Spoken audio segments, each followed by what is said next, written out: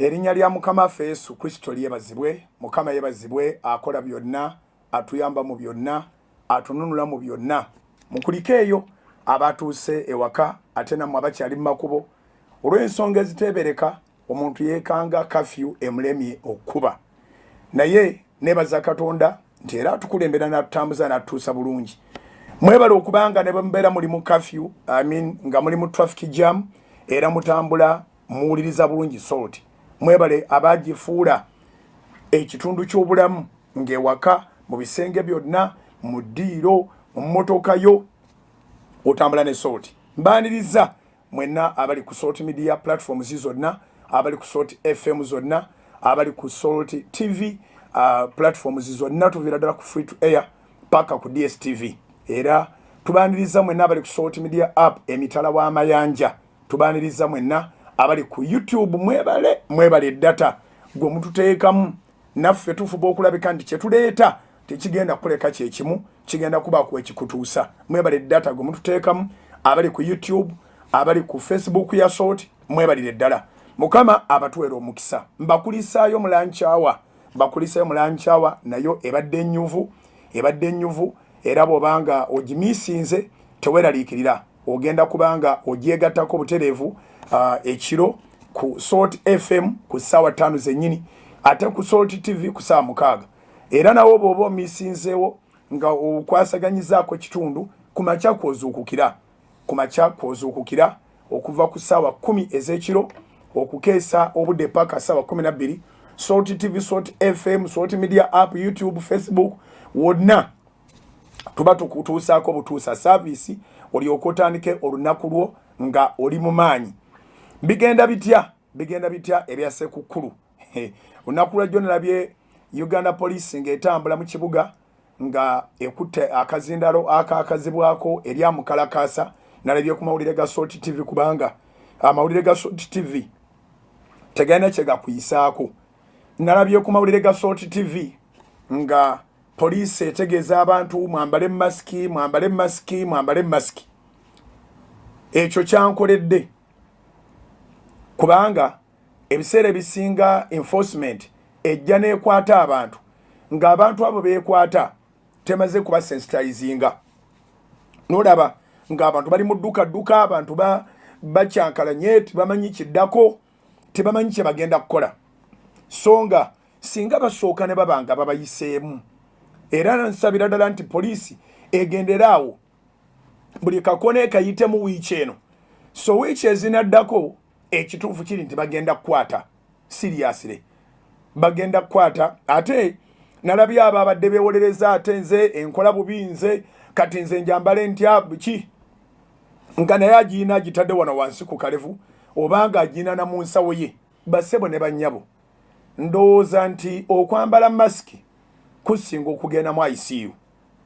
Nkiddamu, masiki kintu kipya mu bulamu bwaffe, kinkonveniensinga, kimalako emirembe.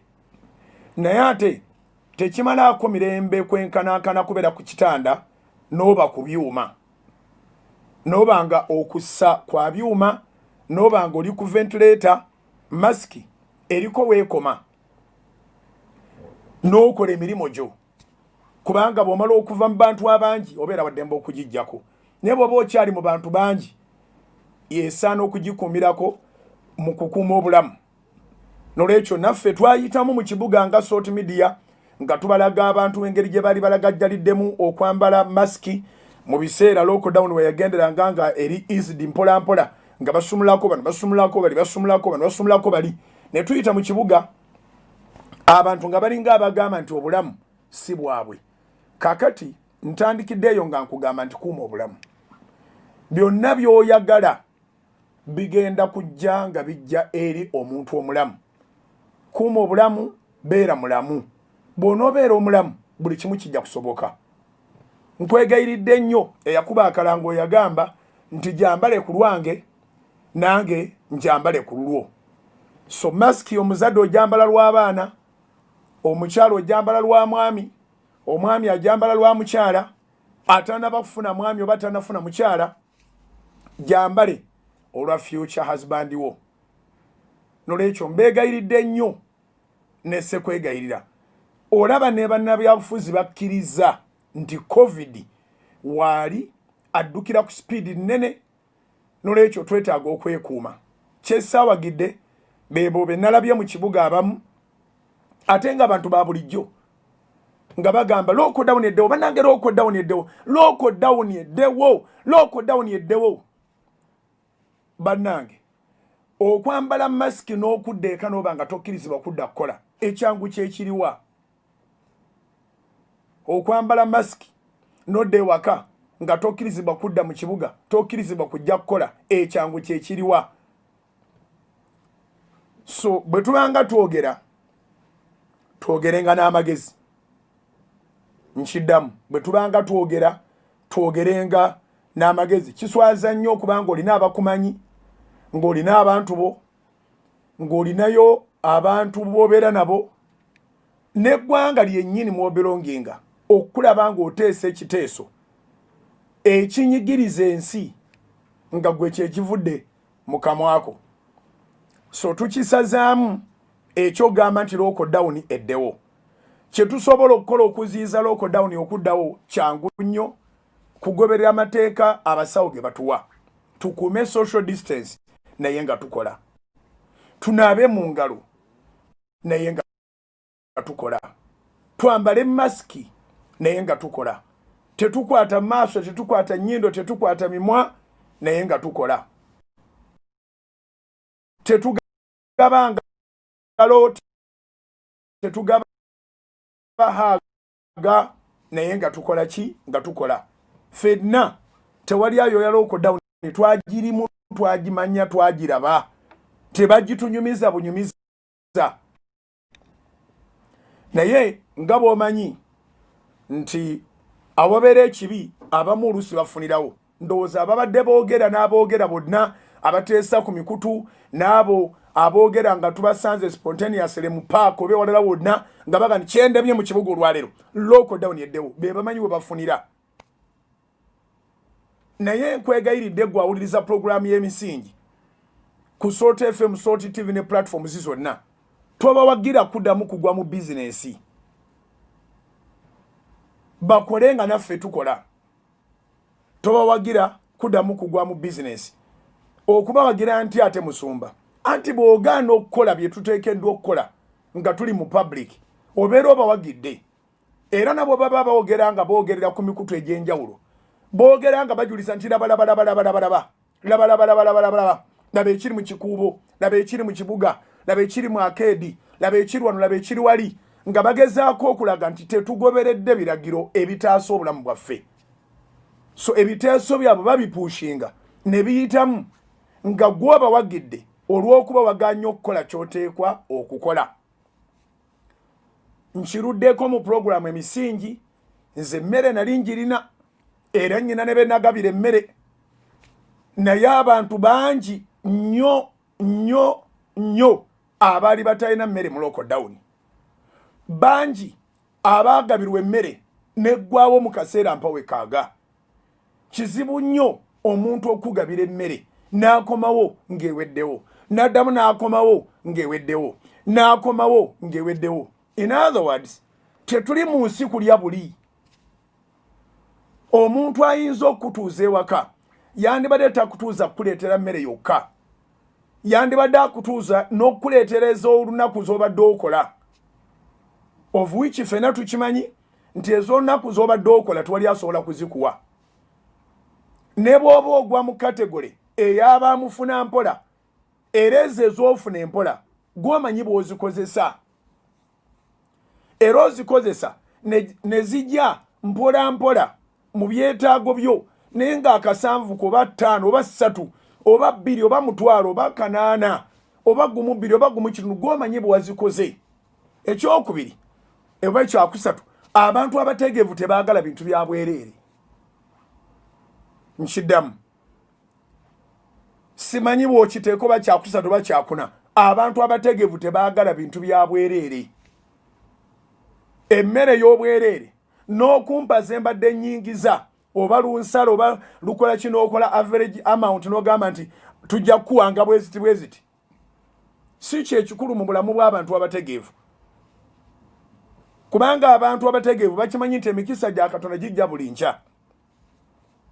Nsobola okubanga mbadde nfuna mutwalo era ng'oyagala ompenga omutwalo ntuule ewaka, naye ng'ate mu kugenda ng'ate bwe nzikiriza Katonda ate nga bwe nkola mulimu lwe mbadde ngenda okufuna miliyoni.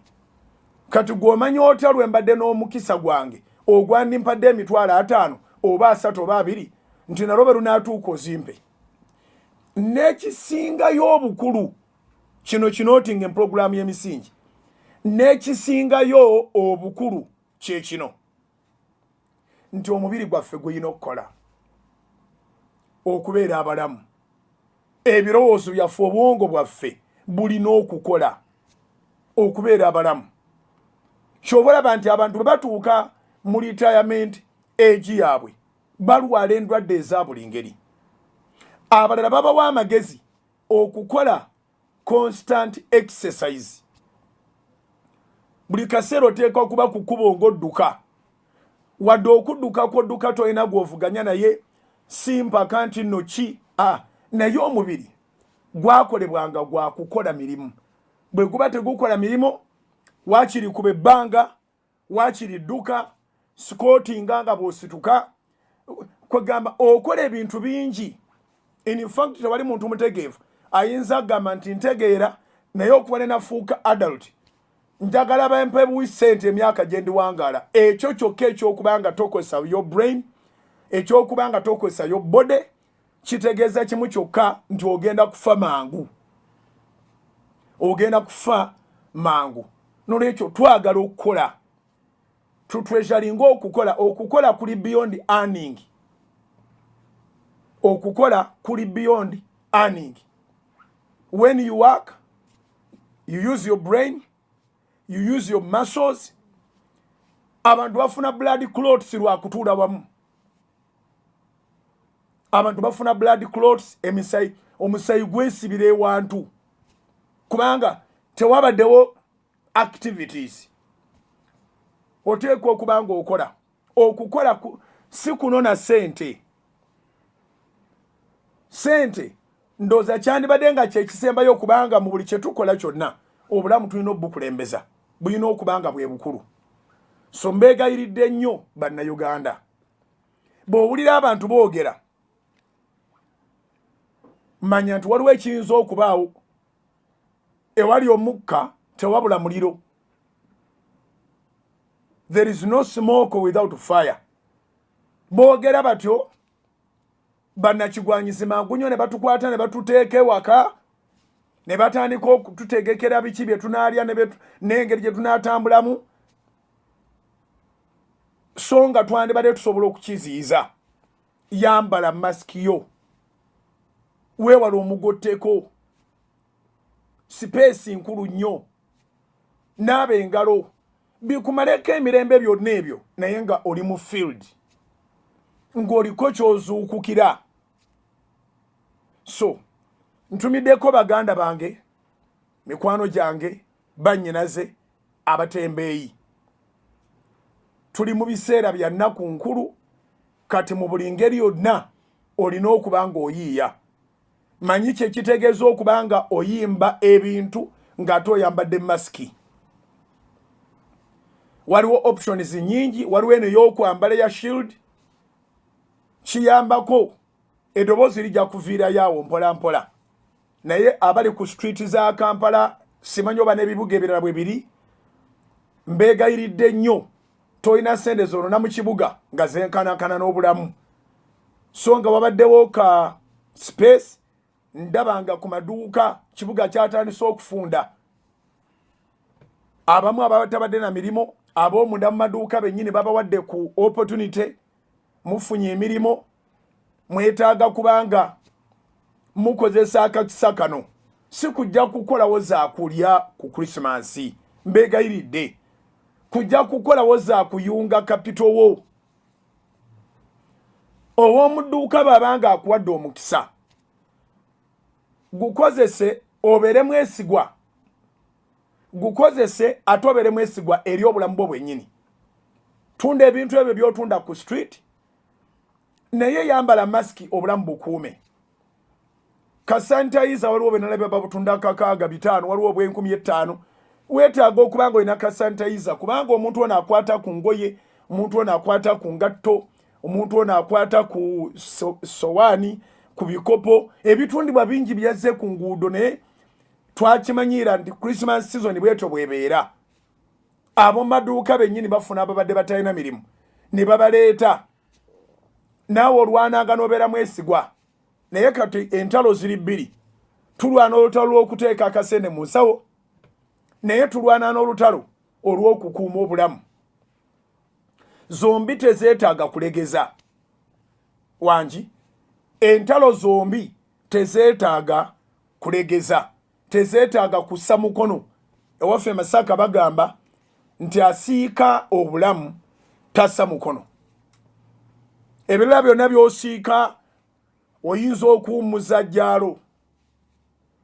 oba osiika capati oba osiika mpuuta oba osiika sumbuusa oyinza okuwummulamu n'osala ku ntuuyo n'emikono n'olebezaamuuko naye asiika obulamu bw'abanga anaabeera nabwo tassa mukono nolwekyo mbeegayirira nti ku nsonga y'obulamu tubeere bakukutivu tubeere bakalativu tubeere banywevu tulemere ku mulamwa kola sente kuma obulamu wangi kola sente kuma obulamu kubanga sente bwe zinaakuŋŋaana ate obulamu nga bugenda tezijja kuba na mugaso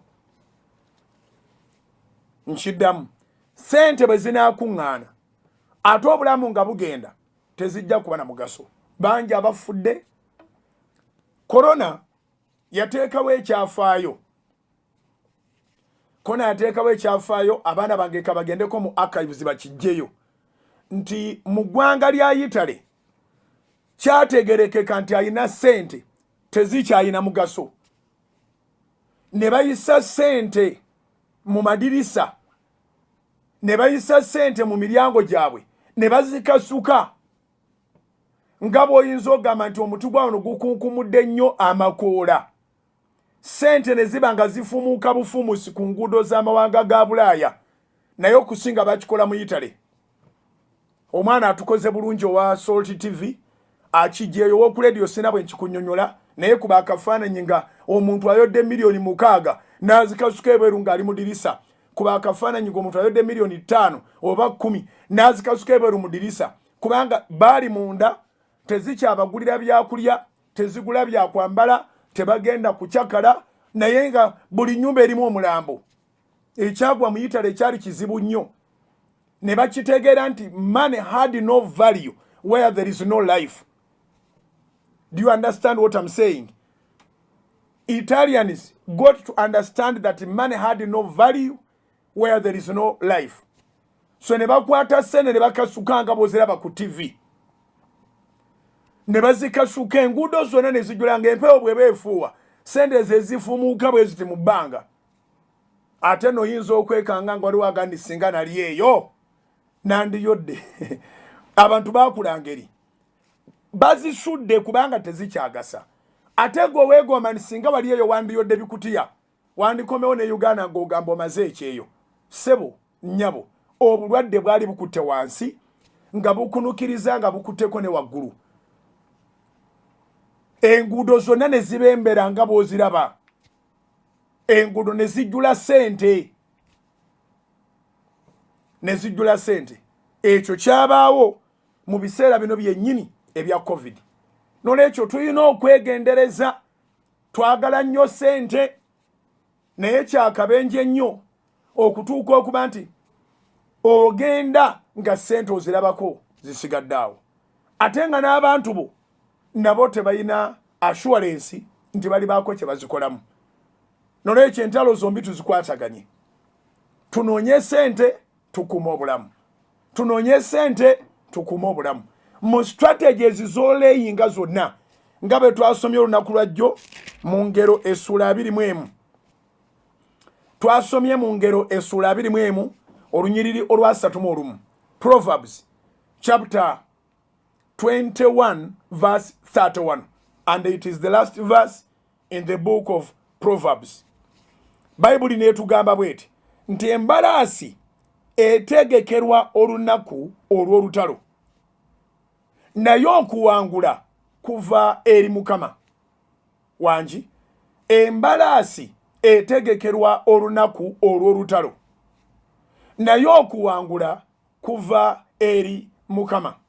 Ey'oluzungu yatugambye ete ey'Oluganda esigaleko ku TV ate tubikule ey'oluzungu.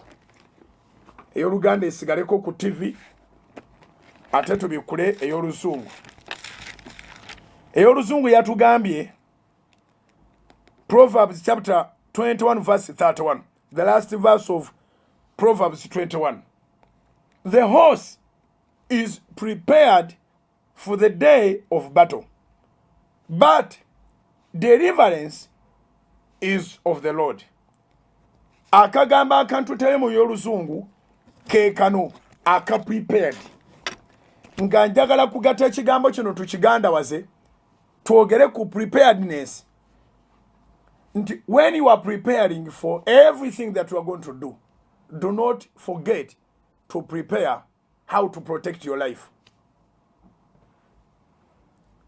Ng'okola entegeka zonna, ogenda kukeera kukolera ku mabbali ga luguudo, ogenda kutembeeya, ogenda kubaako zooni z'oyitamu, wazibaza eddengeri gy'onoozitambulamu, okola enteekateeka okuvuga bodaboda, okola enteekateeka okugenda okuvuga taxi. Naawe akola enteekateeka okugenda okulinnya taxi ekujja wano ekutuuse wali.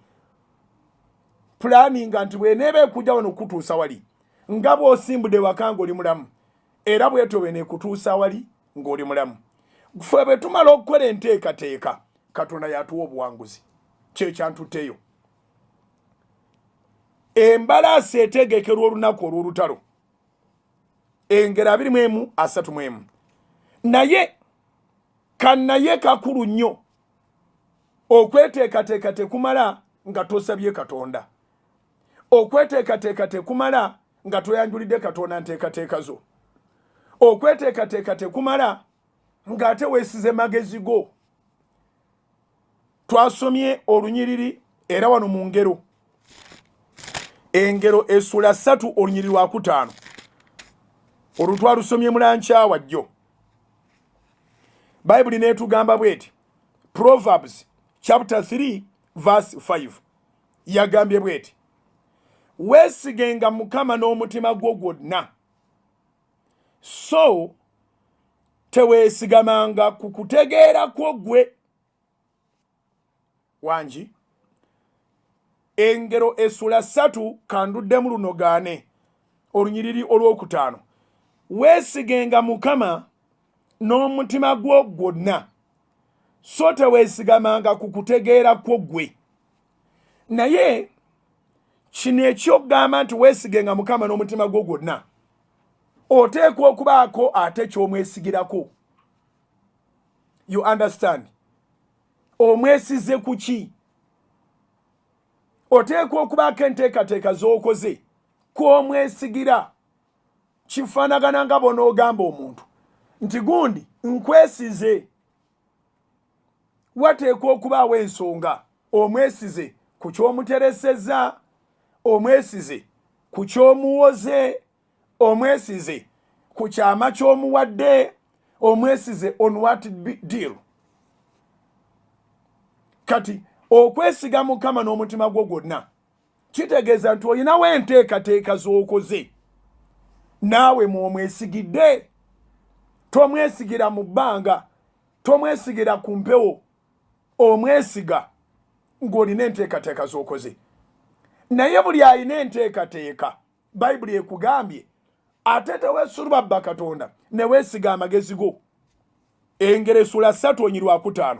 Weesigenga Mukama n'omutima gwo gwonna, so teweesigamanga ku magezi go ggwe. So teweesigamanga ku kutegeera kwo ggwe. Katusome n'ey'oluzungu. Eyo esigaleko ey'Oluganda tulyoke tubikule ey'oluzungu. Ey'Oluganda esigaleko tulabe ey'oluzungu. Proverbs chapter 3 verse 5. It says, trust in the Lord with all your heart and lean not on your own understanding.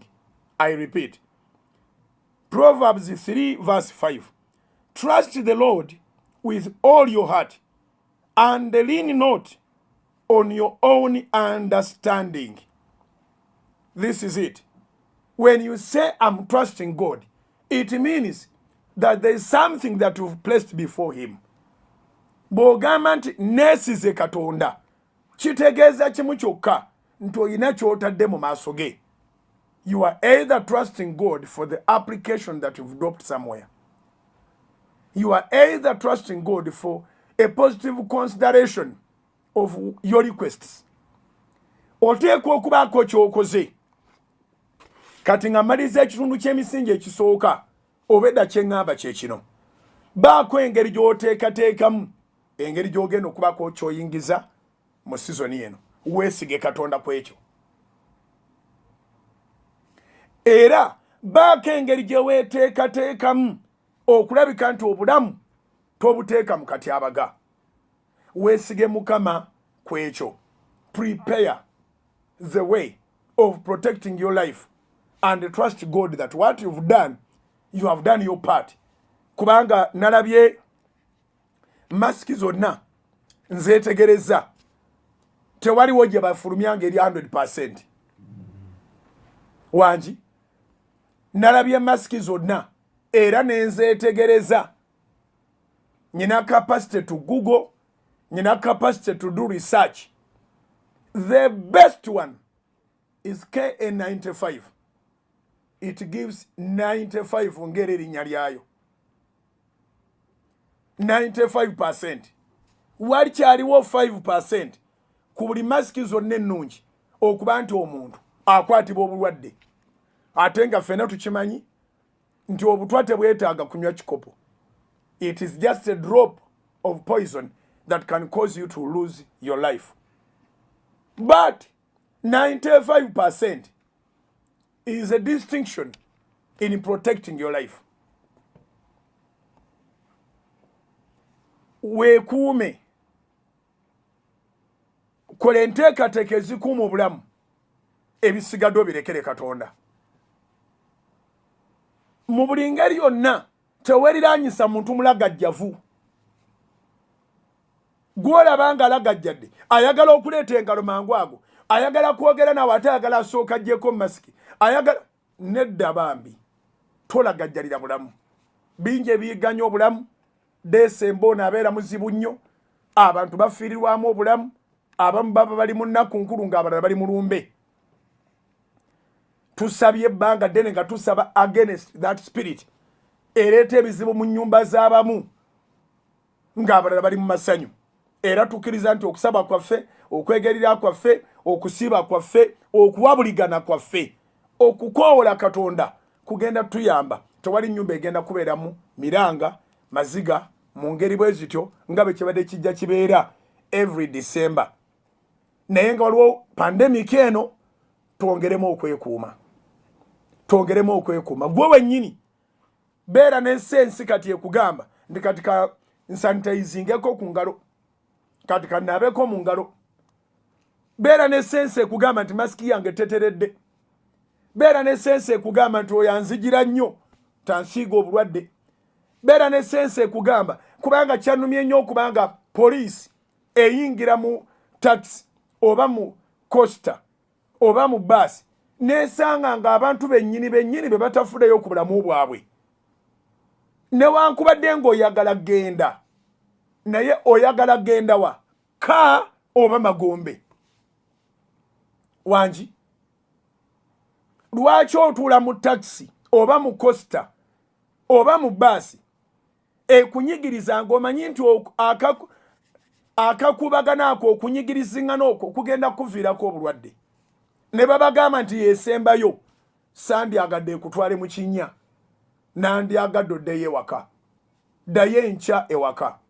Lwawo nnyo okuddayo, nayo ddeyo bulungi. A horse is prepared for the day of battle, but God gives deliverance. Deliverance comes from the Lord. Nolwekyo teekateeka, yambala masiki entuufu.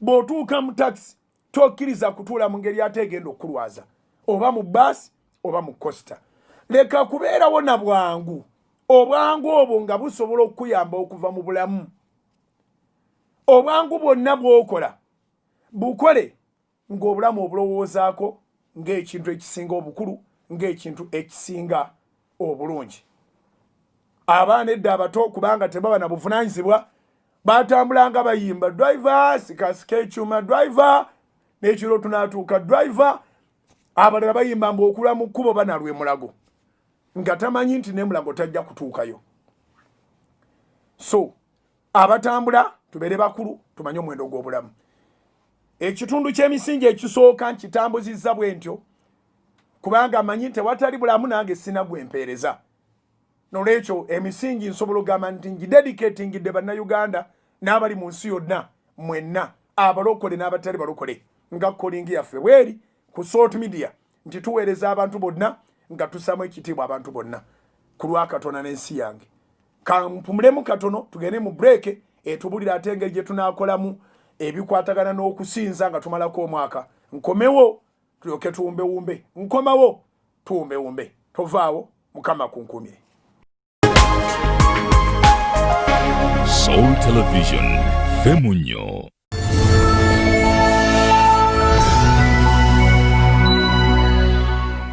nyina amawulire amalungi n'amawulire amalungi ago si malala tugenda kuba ne vision night mu linnya lya Yesu kubira mukama engalo ez'amaanyi oba okiwulidde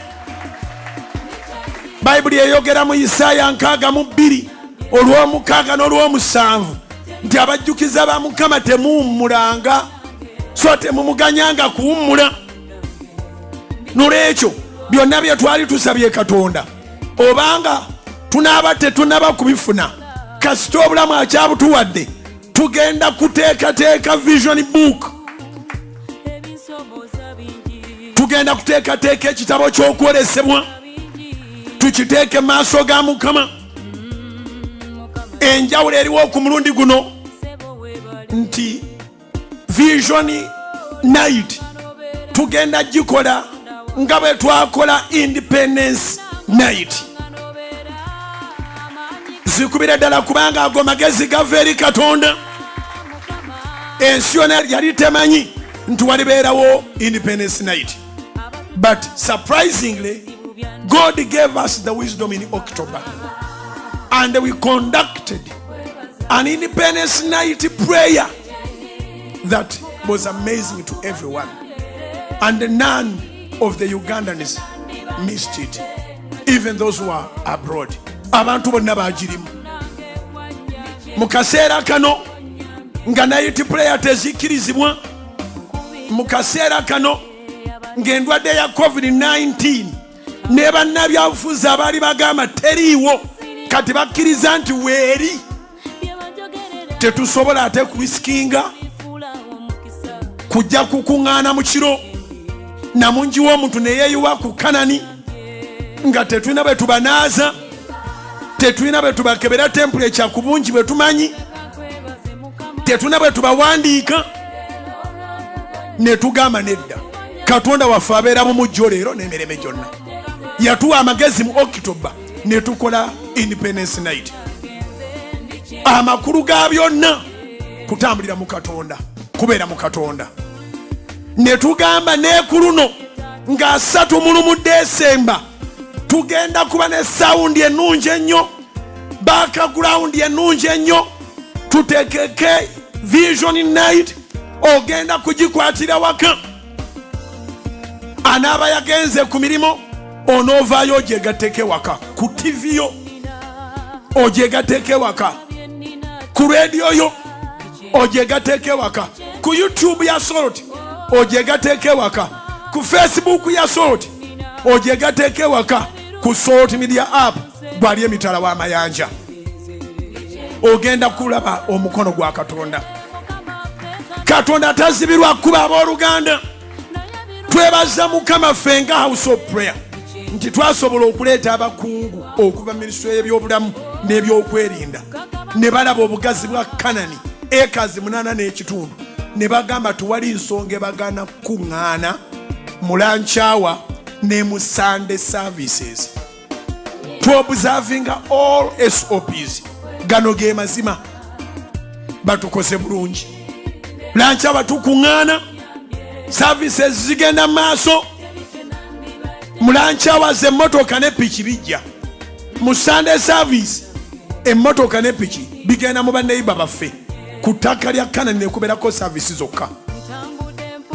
Tumisinga abaana baffe ababeeranga mu Sunday school. Abazadde bangi abatasobola kujja kubanga tebalina gye baleka baana. Kati bangi abatajja bannakawere n'abalina abaana abo abalabika nti endwadde esobola okubakwata amangu ate tibafugika.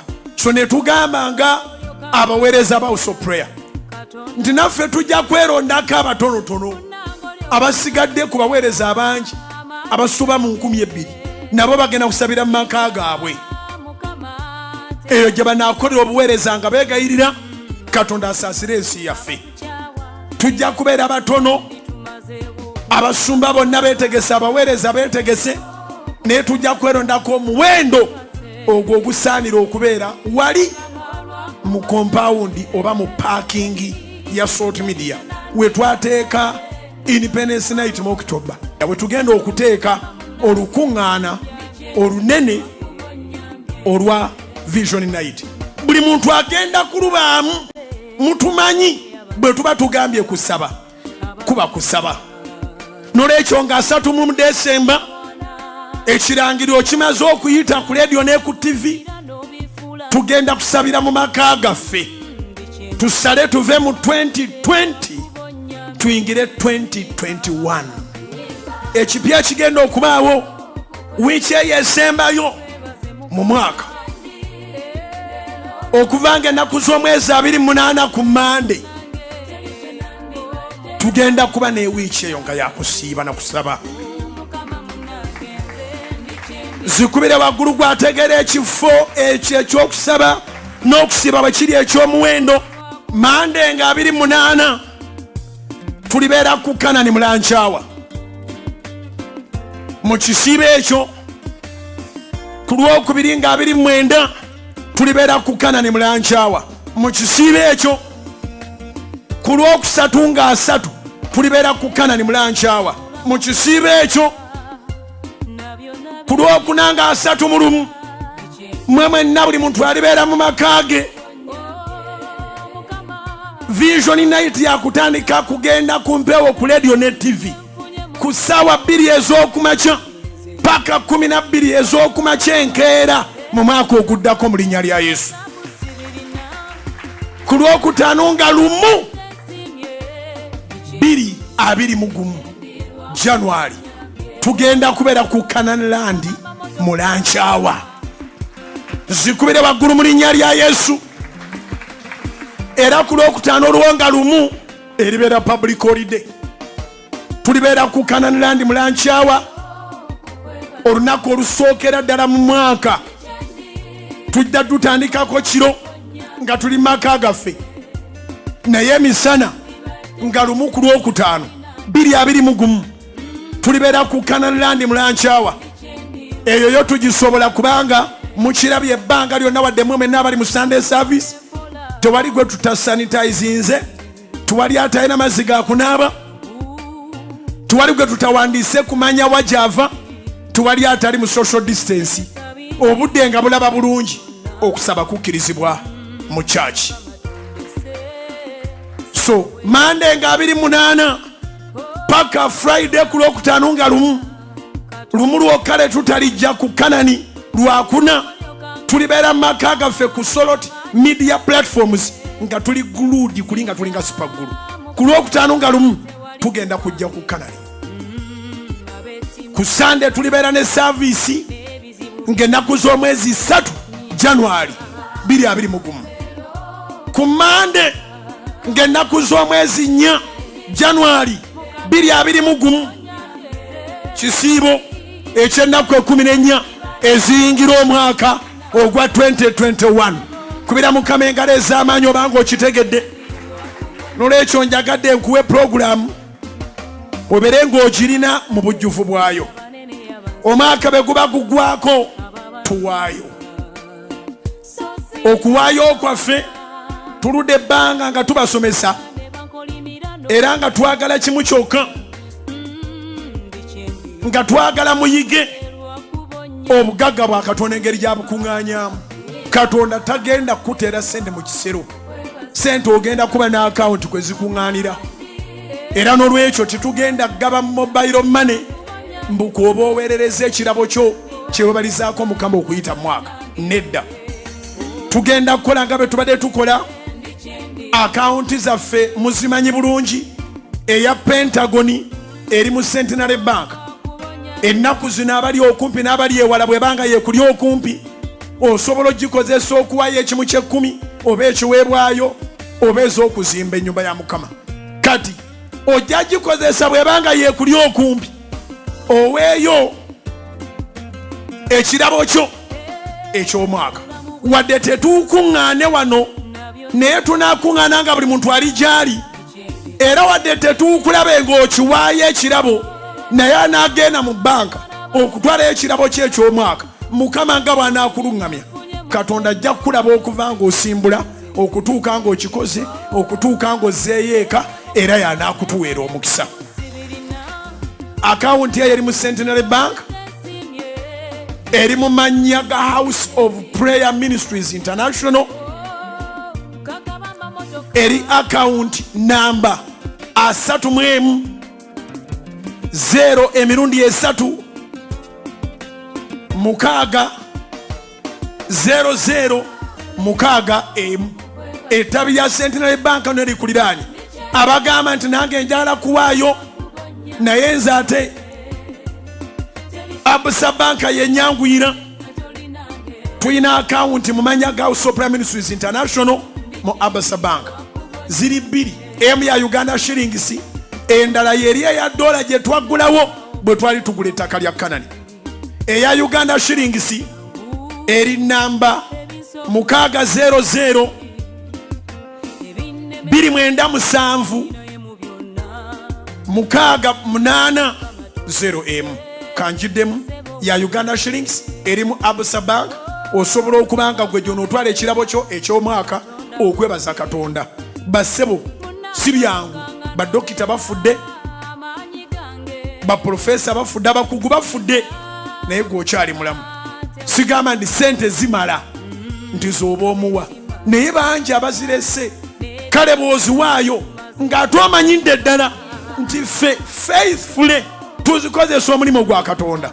Bw'oziwaayo batokoze bubi, naye anaayingira mirimo gyo si mwaka guno gwokka, naye n'ogujja n'emyaka egiri maaso.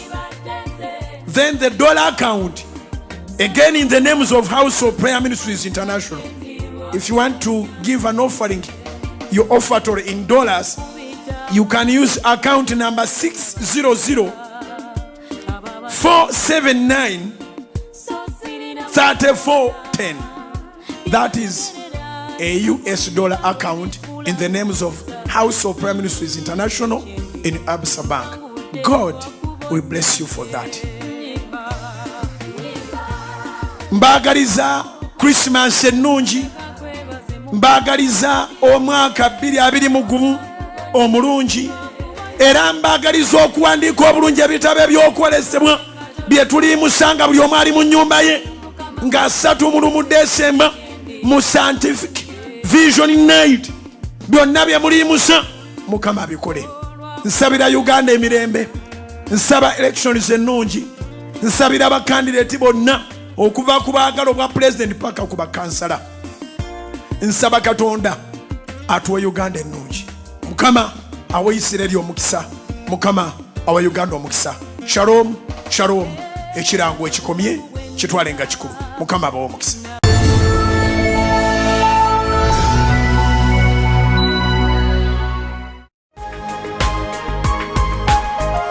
Soul Television Femunyo. Erinnya lya Mukama Yesu Kristo lyebazibwe mukulike eyo era nga bwe mubiwulidde era bwe bityo bigenda okubeera. Nga bw'owulidde nga nteeka essira ku kwekuuma, ku kukuuma obulamu, nga nkugamba nti enteekateeka zonna z'okola zikole nga za kugenda kuyingiriza akasente mu nsawo mu kaseera kano kennyini aka Christmas season, era zikole nga za kukuuma bulamu, kubanga obulamu kye kigambo ekisinga obukulu. kya muwendo nnyo bakulise mu kalango kafaako kati ke kalango akapya ketuyina ku Salt FM ketuyina ku Salt TV ka kiseera buseera naye katwale nga akakulu ne munno omutegeeze tetugenda n'akamu n'akatono okulisikinga obulamu bwammwe olw'olunaku olumu bwe ruti not at all.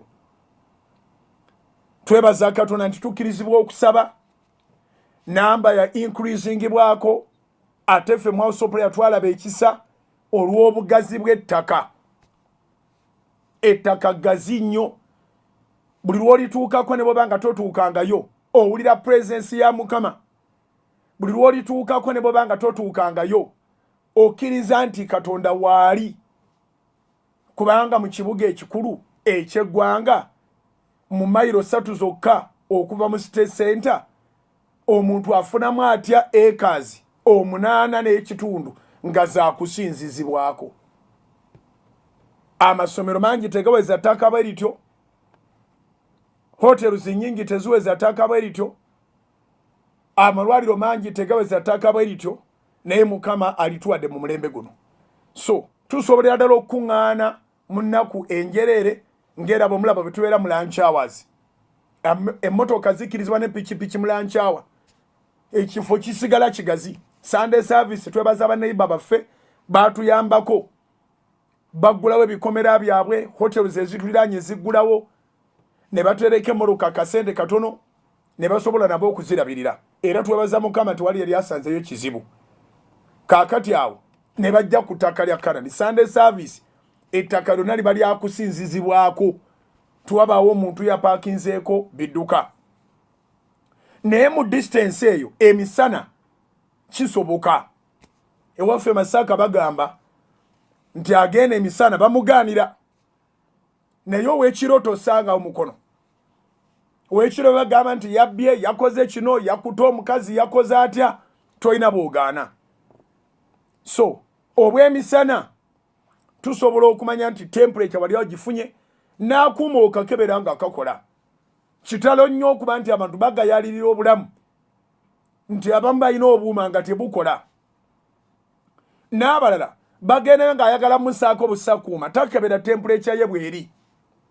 Kitwale nga nsonga buli awayingira abantu abangi buli kifo kya lukale oli bw'akebera temperature mugambe njagala kulabako. Kubanga temperature gyakebedde si ye yo. Okebera olabe akugyeko temperature eri etya. Kisoboka okuba nga temperature eri waggulu nga si COVID. Bassebo ne bannyabo twakula tulwala n'oyingizaamu omukono bw'oti gwe wennyini ne weewulira. Maama n'akwatako temperature yaffe ey'omu kyalo ate kyemmanyira yeekola lemayumba agasinga obungi temperature gani mu mikono gyaffe. N'akwatako ng'olinga sigiri.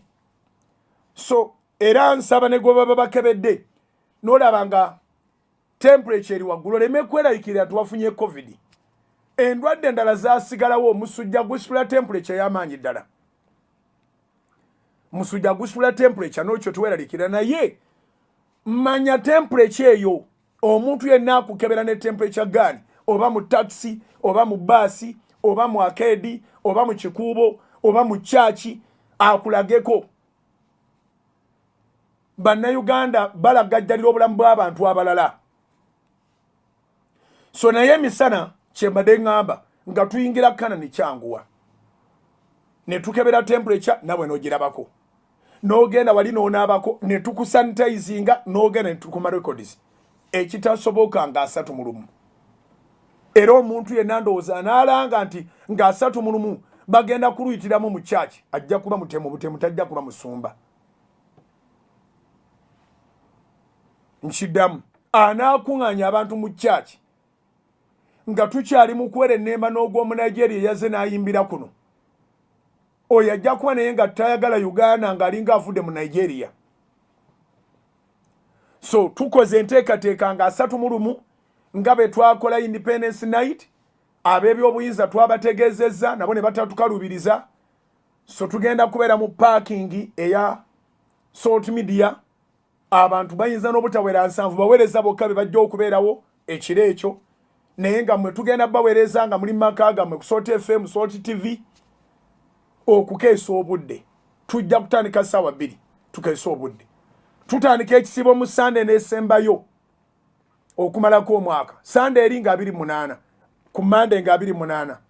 Monday tulibeerayo e Kanani, Tuesday tulibeerayo e Kanani, Wednesday tulibeerayo e Kanani nga 3 mu lumu lwatajja kuwadde akataayi akasala ku Kanani nga tukkiriza nti buli muntu ajja kuba alina vision book ye nga yebaza Mukama olw'ebyo byamuyisizaamu ng'ali mu maka ge respectively ab'omu kibuga n'ab'omu kyalo. Tubadde tukuŋŋaana emitwalo egisukka mu 10 ne tujjuza Makerere ena. Kuno tujja kubeera mu maka gaffe, tujja kubeera mu millions and millions, era tubakakasa tujja baweereza, tujja kubaweereza. Mwalaba Independence Night, temwalabayo okuva ku makya ku ssaawa 2 paka ku makya ku ssaawa 2, temwalabayo omuntu ajja kuba wa stress. Tetugenda kujja kubagabira namba za mobile money, tetugenda kujja kubaga ndi muweereze sente kaseera katuusaako okuwaayo. Twagala kwolwo tukikole nga kiri pure. Bw'oba olina kyowaayo kiweeyo nga bukyali nga bwe tukugayidize ku bank accounts, naye kwolwo suubira ssaala yokka. In fact yenkola yaffe abasabira ku radio ne ku TV nga tuli mu Sunday service oba mu lunch hour mukiraba nti tukutandikira mu service ne tukumalira mu service. Abo babeera bakuŋŋanye ku Kanani bwe baba balina ekyokuwaayo tuwali abakaka ne bawaayo kubanga nakyo kitundu kya kusinza Katonda. Naye abeera ali ku radio oba ku TV tukkiriza nti katumutuuseeko obuweereza. Nolwekyo tugenda kusaba era tusabe tuyite mu mwaka ku 6 tuyingire 2021 kigenda kuba massive. Nsaba Katonda atalina TV Mukama berenga mu season ena akoledde ekyamagero ng'ofunye TV. Nsaba Mukama abankolera obulungi obutali butono. Nolwekyo ne muno mugambe n'omulala mugambe bwa omuntu yenna n'ayagala essaala pure, enjiri, ettendo, okuzinira Mukama, okujaguliza mu Katonda nga byayagala pure, nga temujja kuba mu kutaataaganyizibwa send mobile money, do this or that. Ekyo ojja kukisanga ku Soloti kwokka, ku radio, ku TV, ku YouTube, ku Facebook, buli platform gye tulina tujja gikozesa to make sure that we have ministered unto your souls. Okay? Nolwekyo ne muno mugambe abeere nga yeetegese. Naye nga 28 tutandika ekisiibo 28 December ono lubeera lwa Monday. Tujja kubeera ku Kanani mu bungi obusoboka mu distance nga tukumye buli kimu ekya SOPs na 29 ku Lwokubiri na 3 ku Lwokusatu nga 3 mu lume tutalirinyayo, then nga 1 ku Lwokutaano bulijjo mukimanyi ne betuba twasuze ku Kanani ne betuba twasuze mu Vision Night ku Kanani mukimanyi tetugayalirira mu kye bayita lumu. Apaana, tutandikirawo n'obuweereza era bulijjo tusoleyo ku Kanani nga 3 mu lumu mu Vision Night abamu nga temunada mu kyalo mumala ku attendinga service eyo esooka eggulawo omwaka. So nga 1 lulibeera Lwakutaano eribeera public holiday, tulibeera ku Kanani mu bungi ddala nga SOPs zigobererwa nga obudde misana nga buli muntu alaba. Era lwe tulifundikira ekisiibo eky'ennaku 5. Ekisiibo ekyo kijja kuba kya wiiki egi, kitandika nga 28 ku Monday December, tukimaliriza nga 1 ku Lwokutaano January 2021. Olwokuna buli muntu alisigala waka bitegerekese. Okay, tukyali wali mu kitabo kya Engero essula 21 olunyiriri olwa 31. Bayibuli ekugambye nti embalaasi etegekerwa olunaku olw'olutalo, naye okuwangula kuva eri Mukama. The horse is prepared for the day of battle, but victory comes from the Lord. Nga kyenjogerako nti kaakati weeteeketeeke mu kaseera kano ke tulimu. Teekateeka engeri gy'oyingizaamu nga bw'oteekateeka n'engeri gy'okuumamu obulamu. Naggambye nti ebikola byonna wadde gy'olaba masiki Muzeeyi Museveni ng'agyambadde tekola 100%, era nayo baagikomya ku 95. Weekuume. Secondly, olunyiriri luno kye lutegeeza lugamba nti kola okwolesebwa wandiika okwolesebwako prepare baako ky'oteekateeka teekateeka embalaasi yo ng'embalaasi yo ye saluuni yo kubanga kwogenda okutambulira obeere mulamu teekateeka embalaasi yo ng'embalaasi yo ye botiiki yo kubanga kwogenda okutambulira obeere mulamu teekateeka embalaasi yo nga ye bizinesi yeyo gy'obalansinga teekateeka embalaasi yo nga n'embalaasi yo sindala yeyo restauranti yo teekateeka embalaasi yo nga n'embalaasi yo sindala gwe omulimu ogwokola obuwanguzi obulindirire okuva eri Mukama era kye tugamba nti katandika ofunawo akadde oteeketeekere 2021 nabagambye olunaku lwajjo mu puroguramu y'emisingi nti abasajja abali mu kutalaaga ensi eno n'abakazi balina ebitabo babiyita manifesto nalabyeyo abalala nga bo tebabirina bagambye nti kyemwagala mu kinunu kyanaakola applicability y'ekyo sigimanyi naye ababirina baba bakulaga nti waliwo enteekateeka kwe baagalira akaluluko kati naawe essaawo enteekateeka kwoyagalira obugabirizi bwa Mukama bano bakola enteekateeka nga banoonya akalulu abamu tebabituukiriza naye gwe bonookola enteekateeka ng'onoonya obugabirizi bwa Katonda ng'onoonya ekisa kya Katonda by the way enteekateeka zo teziva ku kuba kyokka nti olina kyogenda okukola mu nsi mu mwaka oguddako naye z'olaga mu maaso ga Mukama n'alaba ng'osaana okwongerwa obulamu. The way you prepare for the coming year, even in heaven and on the earth, it determines how you are going to live. And it is a reason for you to live. Kyova labanga abantu abatalinawo nteekateeka, abantu abatakyalabawo ssuubi, tebalina kye basuubira, ebigambo byabwe biba byakufa. Bagamba batya? Kati nze ne bwe nfa, kati nze nkyagasa ki? Kati nze ne bwe nva mu nsi, abamu enteekateeka zaabwe zaali ntono, zaali za kusomesa baana abo bwe kiggwa. Owulira ng'omwana amaze okusoma ng'omuzadde speech gy'awa aga nti ono kamaze okufuna diguli ate yasembayo, kati nze ne bwe nva mu nsi ate nkyayagala ki? Abaana amaze obba wa future. Naye lwaki tobeerawo n'eddiguli n'olya ku bibala byayo? Lwaki tobeerawo kye wasiga mu mwana n'omulaba nga naye azadde omwana naye n'akimuwa n'oga nti ensigo gye nateeka mu mwana laba bwaginteeredde mu mwana n'omwana n'agiteeka mu mwana. It is very possible for a person with a vision to live longer. Kiwandiike. It is very possible for a person with a vision to live longer. Ekyokulabirako nga tekikuli wala nfundikira emisingi. Abantu bangi abasongeddwamu ennwe nga bwe balwala edda era nga bwe bagenda okufa. Ababasonzeemu ennwe nga tebalina mirimu gye bakola okuggyako okusongola emimwa nga boogera ku bantu. Ababasonzeemu ennwe ne bafa ne muziika omu ku omu kumpi ab'olugambo baggwawo nga gwe mwali mugamba nti agenda kufa ayina siriimu asitula kizimbe ku kizimbe. Bw'amala kiri abantu ne bakyokupayinga ne bafunamu emirimu ng'asitula kirala. Aba yakamala ekirala ng'asitula wooteeri. What you do becomes a reason for you to live. How you plan becomes a reason for you to live. Ekyo kyokola kikuleetera okubeera ensonga y'okubeera omulamu. Engeri gy'oteekateekamu okuteekateekako kukuleetera Katonda ogamba nti oyo agirenga abeerawo wa mugaso ayamba mu bantu bange.